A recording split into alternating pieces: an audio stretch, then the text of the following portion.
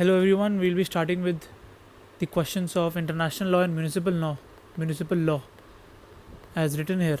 So the first question we have to discuss is the relationship between IL and the municipal law. मतलब इसके आसपास के question आते हैं, right? It will circle around this question only if any question will come. So initially in the introduction we have to start with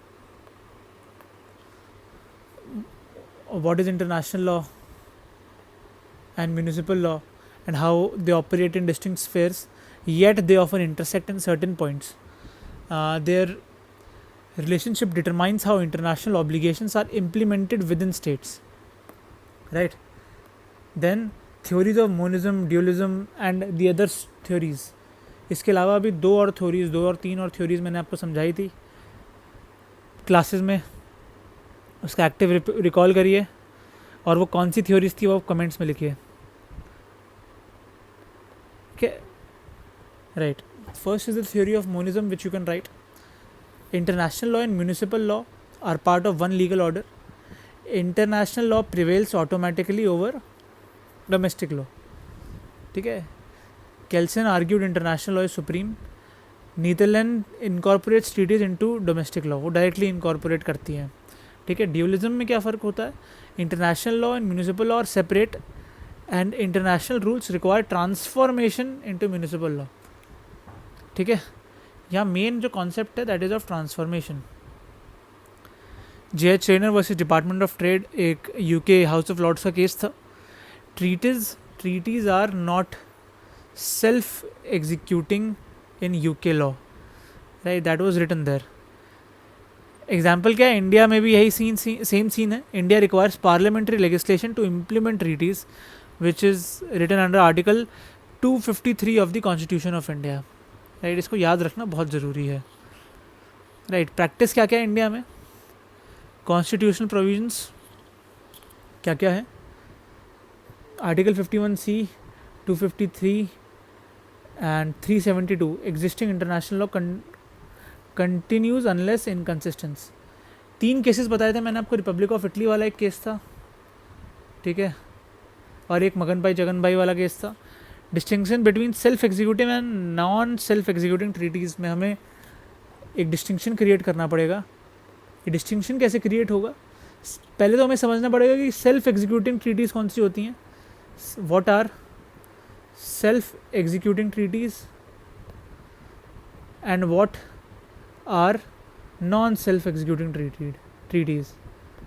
Non self executing treaties, right? So in this self executing जो human rights जो basic चीज़ों की बात करती हैं वो self executing हो जाती है. मतलब इस पर अगर लॉ ना भी बने तब भी ये ह्यूमन डिग्निटी को अपहिल लेके जाती हैं.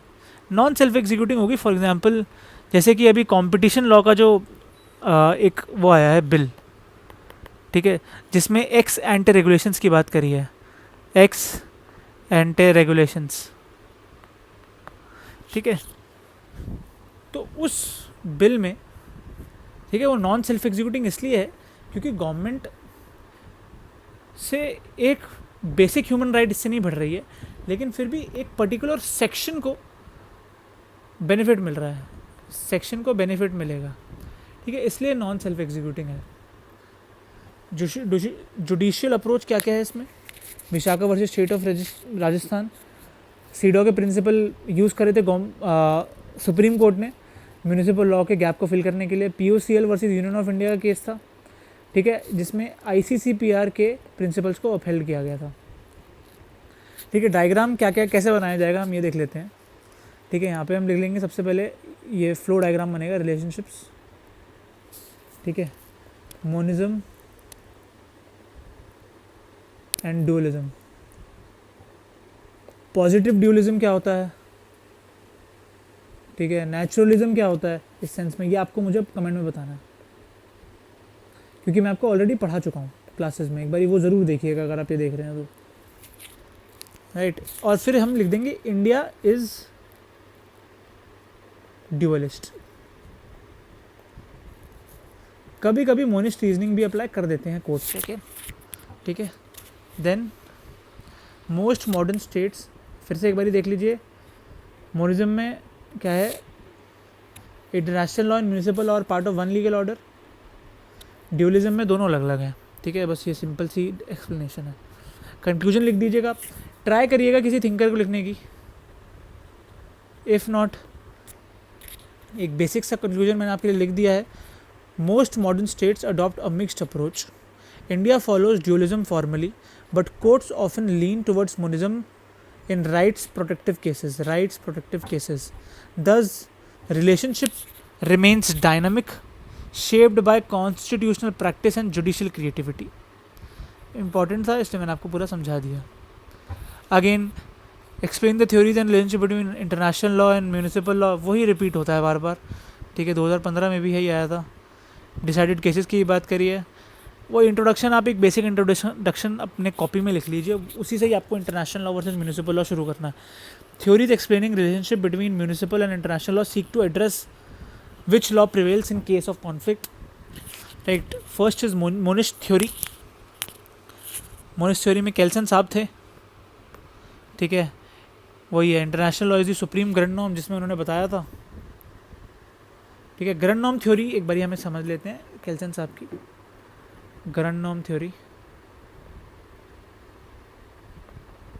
राइट, ठीक है। Grand norm for example constitution of India is the grand norm.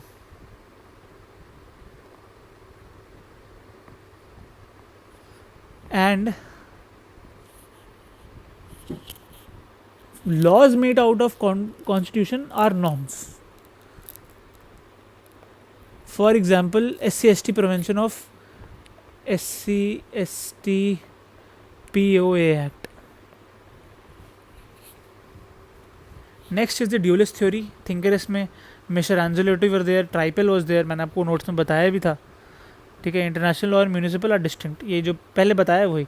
अभी इंडियन पोजीशन आगे, ग्रामोफोन का केस था, वो भी मैंने आपको पढ़ाया था, विशाखा हमने पढ़ ही लिया है, सेम वही है, उसी को ही हमें देखना है। फिर से क्वेश्चन यही आया कि in the event of conflict between international law and municipal law, it is the latter which the courts will apply, discuss with reference to Indian case laws. The statement reflects dualist stance, of course, कि दोनों अलग अलग sphere में है, ठीक है। ये international law है, म्यूनिसिपल लॉ है, दोनों अपने अपने स्फेयर में ऑपरेट कर रहे हैं, operation in their own spheres, operation in their own spheres, in their own spheres, right. General rule यही है इंडिया में, international law is of course respected, but it can not override explicit municipal statutes, ठीक है। हम इज्जत करेंगे, लेकिन at the end जो इंडिया में लॉज जो ऑलरेडी पास्ड है बाय द पार्लियामेंट, हम उसी को भी फॉलो करेंगे। कुछ केस लॉज हैं, gramophone company versus Birendra Bahadur Pandey, international committee respected community है, ये मैंने गलत लिखा हुआ है, कम्युनिटी है, community respected municipal law in conflicts. Magan bhai versus union of India, treaties are not self executing, need enabling law, मतलब अगर कोई भी ट्रीटी पास हो रही है, इसमें हम रीसेंट एग्जांपल यही देंगे, कंपटीशन अमेंडमेंट बिल जो इस साल आया है, कंपटीशन अमेंडमेंट बिल, उसमें ई कॉमर्स के रूल को अमेंड करा है, ठीक है, और वो इंटरनेशनल ट्रीटीज़ एंड कन्वेंशंस के थ्रू लिया गया है।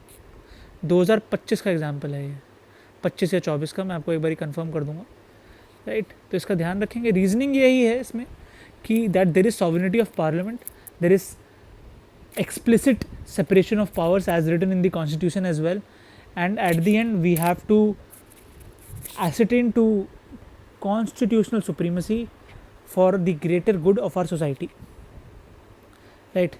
conflict rule यही है इंडिया में। ये देखिए डायग्राम ऐसे बनाएंगे, conflict between IL and ML, municipal law, yes, no. If there is no conflict, then international law is applied. If there is a conflict, then municipal law is applied. This is how you will make a diagram to get one more mark, 1+ mark. Conclusion: Indian courts have consistently prioritized municipal law where conflict arises while using international law to interpret rights where possible. Thus, domestic sovereignty prevails, but IL informs constitutional interpretation. That is the same. Examine the position of international law in the Indian legal system. International law का Indian legal system में क्या position है, हमें ये देखना है. The Indian constitution provides for the integration of international law but with limits. Its position is shaped by dualist principles balanced with constitutional interpretations. देखिए बार बार एक ही चीज़ रिपीट हो रही है. ड्यूलिस्ट प्रिंसिपल है, कॉन्स्टिट्यूशनल इंटरप्रिटेशन के थ्रू हमें उसको अप्लाई करना है, right. But constitution applies for integration of international law which is as written in article 253 as well, right. Examine the position of international law in Indian legal system. 2022 का question है, 15 mark में आया था. मतलब आपको ये 3 पेज में लिखना है, 3 पेजर, राइट. ये देखिए 51C में DPSP ने इंटरनेशनल लॉ को फॉस्टर कराया है. देन 253 एनेबल्स पार्लियामेंट, जो मैंने आपको बताया. 73 and 256 treaty making power of with the union. Varghese का केस था जिसमें ICCPR की बात करी थी. PUCL versus union of India and Vishakha, वही यही सेम केसेस है, ठीक है. अगेन अभी केप टाउन कन्वेंशन भी है. केप टाउन कन्वेंशन का एग्जांपल आप ले सकते हैं. इंडिया के एयरक्राफ्ट का जो बिल आया ना अभी 2025 में, एयरक्राफ्ट रिलेटेड बिल आया है, वो केप टाउन कन्वेंशन से ही उठाया गया है, राइट. बहुत ही रिसेंट एग्जांपल है, इसको आप डाल सकते हैं, right. International law is persuasive authority in India but can not override parliamentary legislation. That is the scene. Next, we will read about the subjects, questions about subjects of international law. Who are the subjects of international law? Critically examine whether individuals are subjects of international law or not. Traditionally, only states were considered subjects of international law as they possessed sovereignty, territory, and capacity to enter into legal relations. However, modern developments have expanded the circle to include international organizations, individuals, and even corporations are included now. Traditional view में lotus principles का जो case था, lotus principles दिए गए थे, इसमें कहा था कि states are primary actor in international law. States enjoy full legal personality, of course, and they have capacity to make treaties, claim rights, and bear duties at the same time as well. Modern view क्या है इस चीज़ का, which is in respect to expanding subjects, right. Nuremberg and Tokyo trials हुए थे. Individuals directly responsible for war crimes की यहाँ पे हमने बात करी थी. फिर आया ICC का स्टैट्यूट, जिसको हम रोम स्टैट्यूट बोलते हैं. Individuals can be tried for genocide, crimes against humanity as well as war crimes, right. Then the Pinochet case, head of state immunity is not absolute against crimes under the international law. ये concept मैंने आपको already समझा दिया classes में. Human rights की last classes ही हमने लिया कुछ 2 दिन पहले. They confer rights directly upon individuals, right. International organisations कहाँ पे इंक्लूडेड है. Reparations of injuries case, ICJ का 1949 का जजमेंट है, जिसमें लिखा गया है that UN has international legal personality, ठीक है. Reparations case important, very important, ठीक है. Then EU, the European Union, the great European Union. Supranational organizations with direct effect on individuals are included in this. Corporations, growing recognition under business and human rights, UN Guiding Principles of 2011, right. ICCPR and OECD guidelines regulate the transnational corporations, and of course maritime regulations as well. Maritime regulations which are having international law character will include corporations, because if there is shipping involved, shipping में तो business entities involved हो रही है ना, majorly. business plus government entities at the same time. Critical examinations will be available for the concept of individuals. Yes, individuals now enjoy rights, human rights treaties, क्योंकि human rights का पूरा mechanism है. आप complaint कर सकते हैं individually भी OHCHR को, office of human rights commissioner को. And duties genocide, piracy and terrorism and cyber crimes, but individuals are not full subjects. They lack full treaty making power or sovereignty. Diagram का suggestion इसमें यही है कि subjects लिखिए बीच में,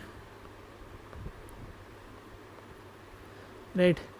यहाँ लिखिए प्राइमरी, यहाँ लिखिए secondary. Primary secondary, primary are states, secondary में मैंने आपको ये 2-3 चीज़ें बताई है, international organisations, individuals and corporations and NGOs. Diagram बनाने का ट्राई करिएगा आप केसेस में, क्वेश्चंस में ऑलमोस्ट हर एक क्वेश्चन में ट्राई करिएगा, right. Individuals have moved from being objects to partial subjects of international law. They enjoy rights and bear duties, but sovereignty based attributes remain with states. The future points towards shared legal personality, especially in human rights, criminal law and cyber law domains. Right, that is one thing. Next question is, international organizations are real subjects of international law. Examine with the recent developments. देखिए, in recent times international organizations बहुत बढ़ गई हैं. It reflects the increasing complexity of global governance. Whether they are mere agents of states or true subjects of international law, it remains debated. That's the whole point. Right. Classical view यही है, international organizations as creation of states. They exercise powers delegated by states. Right. Reparations case मैंने आपको बता दिया, जिसमें UN recognise कर दिया था कि उसके पास लीगल पर्सनैलिटी है. UN एजेंसीज जो WHO है और यूनेस्को है, they enter into agreements, enjoy immunities and can be sued as well. Legality of nuclear weapons advisory opinion, ICJ का 1996 का केस था. WHO and UNJ could seek advisory opinions as well. EU को supranational बोल दिया गया है. WTO binding dispute settlement system create करता है. WHO एंड कोविड-19 पैंडमिक बहुत इंपॉर्टेंट कॉन्सेप्ट क्रिएट कर देता है, जिसमें treaty making and accountability of international organisations की बात करी थी. रीजनल बॉडीज़ में African union, Asian legal frameworks, SCO की अभी रिसेंटली मीटिंग हुई है, जिसमें इंडिया, चाइना और रशिया ने किसी को जलाने की कोशिश करी है, जिनको जो टैरिफ पगलू हो गए हैं आजकल. टैरिफ पगलू इंसान को जलाने की कोशिश करी है. ठीक है, अब आप देख लीजिए वो कौन है, हम तो क्या ही बोलें. डायग्राम का सजेशन यही दूंगा मैं इसमें, in this question, right. You have to write subjects on the top, then international organizations, right. What are their powers and what are their limits? Limits में there is no sovereignty and they are dependent upon member states, right. What do they possess? What are their powers? They have treaty making powers, they have legal immunities, they have right to bring claims, right. International organizations are subjects of international law, though with limited personality, but they are subjects. Their recognition is functional, based on objectives and needs. Modern supranational organizations like EU even surpass classical sovereignty, showing how global governance is transforming international law subjecthood, right. So this is it, right. Then we have the next topic as well. Are corporations पे भी question आया था 2021 में कि वो है नहीं. देखिए, ट्रांसनेशनल कंपनीज होती हैं, कॉरपोरेशंस या कंपनीज, आप कुछ भी कहिए. ट्रेडिशनल पोजीशंस यही थी कि that they were not subjects, but perspective का शिफ्ट हुआ जब बिजनेस बढ़ा, बिजनेस और ह्यूमन राइट्स के प्रिंसिपल आए, OECD की गाइडलाइंस हुई. Kiobel versus Royal Dutch Petroleum का केस था, US का. ATS लिमिटेड था, but corporate liability debate intensified and they were held liable eventually, I guess. Then Shell Nigeria का केस था, जिसमें वो ऑयल स्पिल्स के लिए उन्हें अब्रॉड उनको लाइबल ठहराया गया. Vedanta resources versus Lungowe, right. Parent company was liable for environmental harm, mainly environmental harm के ही केसेस होते हैं. इंटरनेशनल क्रिमिनल कोर्ट का जुरिडिक्शन भी ले लीजिए। रिकग्निशन के लिए आर्गुमेंट्स क्या क्या रहेंगे? They exercise global power comparable to states, they were involve in human rights abuses, climate change and data privacy violations as well. Against में यही है, सॉवरेनिटी नहीं है इनके पास, नेशनल रेगुलेशन पर डिपेंडेंट है मेजरली, ठीक है। डायग्राम में यही सबसे ऊपर हमें कॉर्पोरेशंस लिखना है, देन उनके राइट, ड्यूटीज एंड स्टेटसेस लिखने हैं, राइट। पूरा मैंने आपको यहाँ पे बेसिक तैयार बना रखा है, आपको बस इसको पढ़ना है और इसको इम्प्लीमेंट करना है, सीधी बात। Corporations are not full subjects, as I've stated before, but evolving jurisprudence and soft law instruments confer partial international personality. The future likely points towards binding international treaties and human rights. अब देखिए, artificial intelligence के entities पे भी question आया है कि वो subject हो सकते हैं इंटरनेशनल लॉ के या नहीं, right. Rise of AI in warfare, trade and human right domains. The question arises whether AI systems are autonomous agents or could be considered as subject of international law. Traditional criteria यही होता है कि rights and duties होनी चाहिए, capacity to make claim होनी चाहिए, and international law से recognition होना चाहिए, राइट। आर्ग्यूमेंट्स क्या क्या रहेंगे? AWS ऑटोनोमस वेपन सिस्टम, जो ड्रोन्स होते हैं वो ऐसे ऑपरेटेड होते हैं। AI एजेंट्स जो क्रॉस बॉर्डर हैं कॉमर्स इंडस्ट्री में, उनकी भी पर्सनालिटी रेगुलेटेड है क्योंकि वो भी कॉर्पोरेशंस के अंदर आते हैं। UN reports on lethal autonomous weapon systems की जो रिपोर्ट है उसमें भी यही चीज़ बताई गई है। अगेंस्ट क्या है arguments? AI lacks consciousness, sovereignty and volition. Responsibility lies with states, corporation or individuals, not AI itself, which is very important to understand. Corporations once denied subjecthood now partially are recognized.